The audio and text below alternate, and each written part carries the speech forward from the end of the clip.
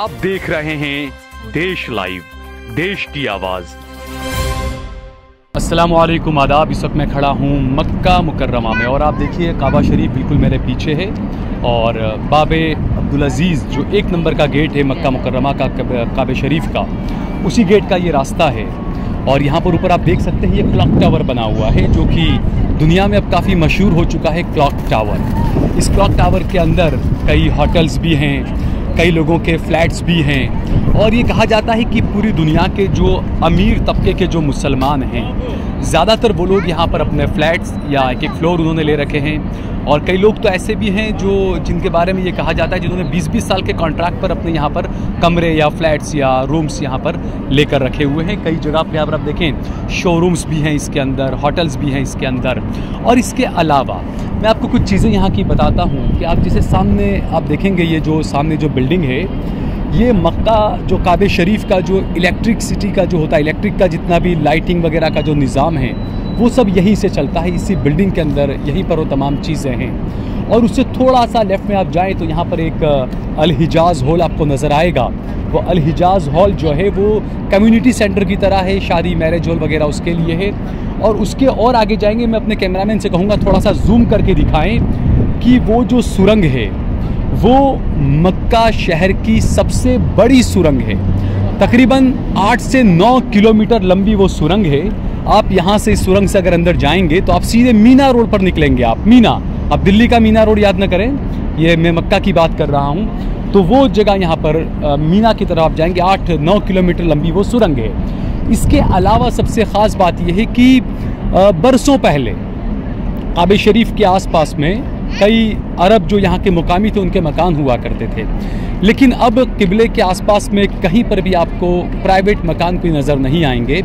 तमाम जगहों पर ऐसे बड़े बड़े होटल्स बन चुके हैं और इन होटल्स के बारे में भी ये कहा जाता है कि कई ऐसे अरब हैं, कई ऐसे शेख हैं जिनकी पूरी बिल्डिंग थी, पहले उनके मकान थे, लेकिन जैसे जैसे टूरिज़म और ये तमाम चीज़ें यहाँ पे ज़ायरीन का जैसे जैसे तादाद बढ़ने लगी ऐसे ऐसे यहाँ पर होटल्स भी बढ़ने लगे। महंगाई बहुत ज़्यादा है यहाँ पर, वो उसकी वजह यही है कि मान लीजिए किसी एक शेख का ये होटल है, पूरी बिल्डिंग उनकी है, अब उन्होंने एक फ्लोर किसी पाकिस्तानी को किराए पर दे दिया 20 साल के 10 साल के कॉन्ट्रैक्ट पर, कि दूसरा फ्लोर किसी बांग्लादेशी को दे दिया, तीसरा फ्लोर किसी हिंदुस्तानी को दे दिया।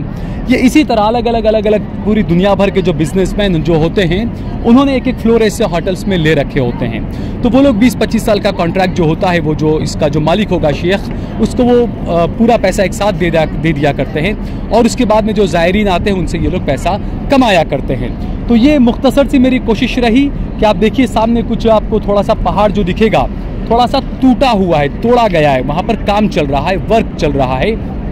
ये कहा जाता है कि जो ये इसके जो पहाड़ को जो तोड़ा गया उसके बिल्कुल सामने आप देखें तो ये फ्लाईओवर बन रहा है और ये कहा जा रहा है कि यहाँ पर मेट्रो का प्रोजेक्ट आने वाला है, क्योंकि ज़्यादातर ये रहता है कि आप जब भी हज के लिए या उम्रा के लिए जाते हैं तो लोग सबसे ज़्यादा आसानी के लिए ये ढूंढते हैं कि हमारा जो होटल हो या हमारा जो रेसिडेंस हो वो किबले से बिल्कुल करीब हो ताकि आने जाने में ज़्यादा वक्त न लगे और आराम से वहाँ पर आना जाना हो सके।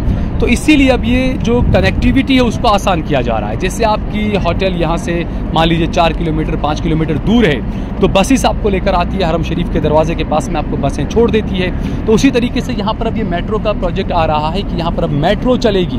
तो आप चाहे कितनी भी दूर आपका होटल हो, क्या चाहे जो हाजी आते हैं अक्सर हिंदुस्तान के, पाकिस्तान के, बांग्लादेश के कई हाजी जो रहते हैं और भारत के हाजियों के, हिंदुस्तान के हाजियों का हमने अक्सर देखा कि कई शिकायतें रहती है कि होटल नहीं मिला, दूर मिला, काफ़ी चलना पड़ता है।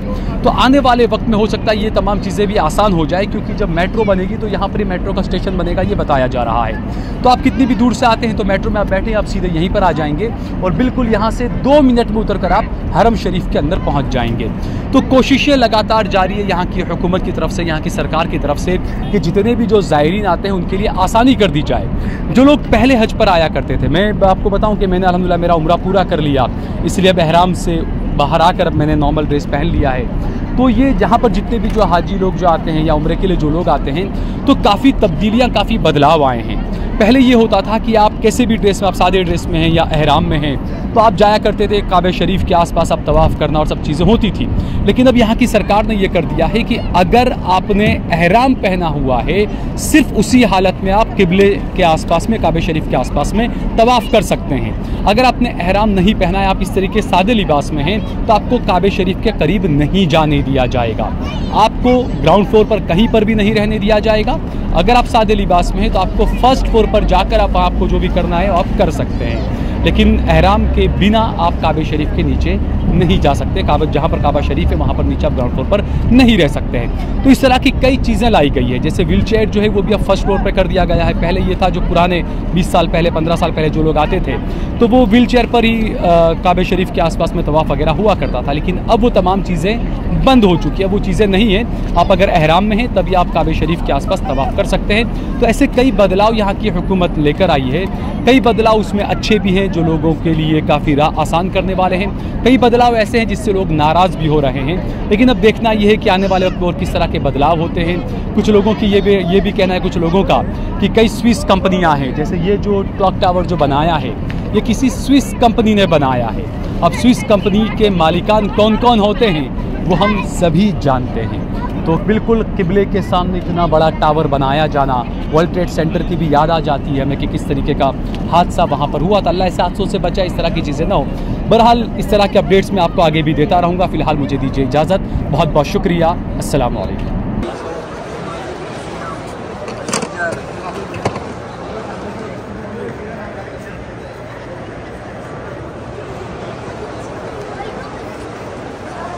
ये आप देखिए बिल्कुल हरम शरीफ के बिल्कुल सामने जो क्लॉक टावर है, इस वक्त हम क्लॉक टावर के अंदर हैं। आप देखिए अजमल है, इसके अलावा जो अल फजर जो सबसे ज़्यादा घड़ी है जो मशहूर है वो अल फजर भी आपको यहाँ पर नज़र आएगा। तो तकरीबन दुनिया के आलम इस्लाम के जितने भी बड़े बड़े जो ब्रांड्स हैं वो आपको यहाँ पर क्लॉक टावर में नज़र आएंगे।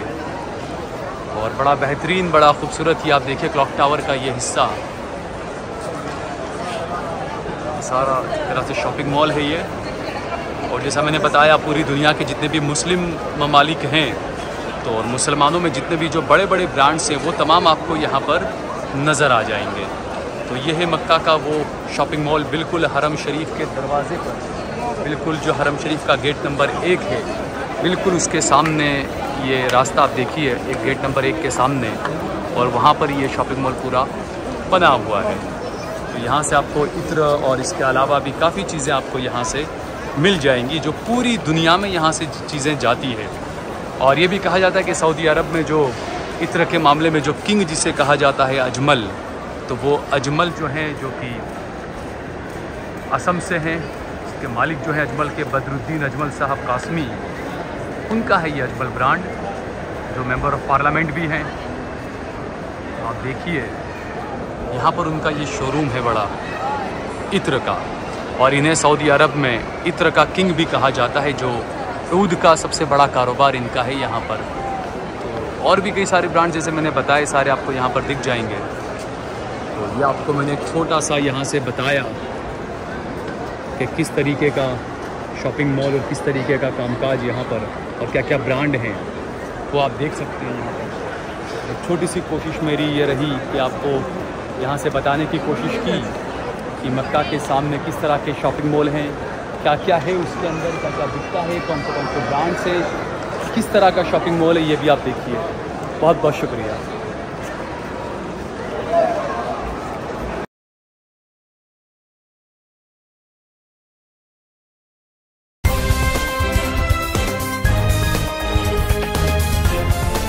देश और दुनिया की तमाम छोटी और बड़ी खबरों के लिए हमारे चैनल को सब्सक्राइब करना न भूलें और बेल का बटन जरूर दबाएं।